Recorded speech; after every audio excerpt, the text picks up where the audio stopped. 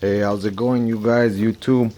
I had posted some videos recently on the timing chains. I was putting this engine together for this 2005 CTS 3.6 engine. So I put it all back in.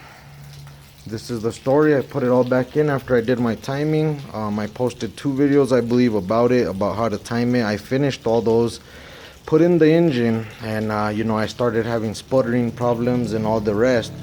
So what I had to do, and it pissed me off because I had the engine in, everything was set, everything was perfect. So after all that was done, the car was sputtering, a lot. It was not, learning itself with the computer. I thought it was the computer. Oh, you'll learn yourself, whatever. Still didn't learn itself. So, I ended up having to take it all apart again. This time I took off the heads as well. Come to find out, water was going in there because it had overheated, or the head gasket actually was bad. And on this side you could see it's dry. On this side I had water going in there. So I had to take them to the machine shop, and there they are. I picked them up this morning. All right, so they're all machined up, ready, flat and surfaced. This one I did have him check the pressure on the valves. I had him do all that stuff as well. He did a pretty good job for me. He did everything, and me being a buddy with him and our town, he kind of worked on the whole thing for me. So I got a $600 job for a little less, just because respect goes a long way, and if you respect, you will be respected. We know that.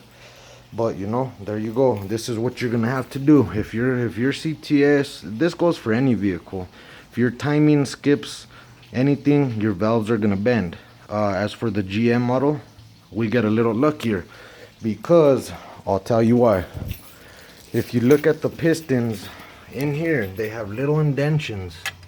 You could see them there, and they have them in all of them. Those little indentions, actually, and this is something good that they did. Usually everybody's complaining about what bad they do and how they build them, but this time they actually made a good choice by doing those indentions, because once your timing chain gets out of place, even by a tooth, your valves end up going out of whack, and they could bend, and most pistons are just flat surface, so therefore your valves will bend, which are these, and they're a stick inside the engine, and these will bend. So the GM models, you're lucky. Don't overdo it. I'm just saying, if your time skips, stop the car immediately. Don't move it anymore. You already are at chance of ruining a lot more in your car. So if your timing chain needs to be replaced, just do it right away. It's always best.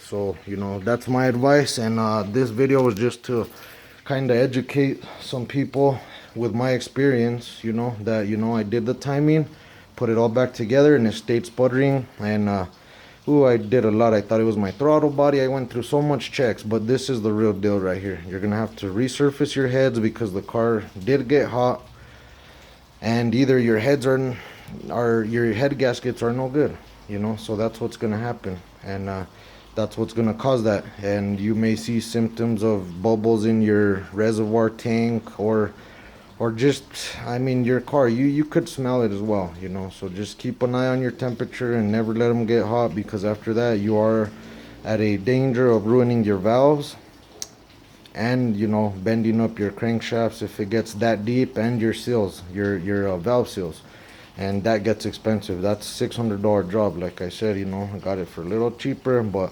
respect. All right, so that's my advice and my experience. Thanks, you too, for watching. Thank you.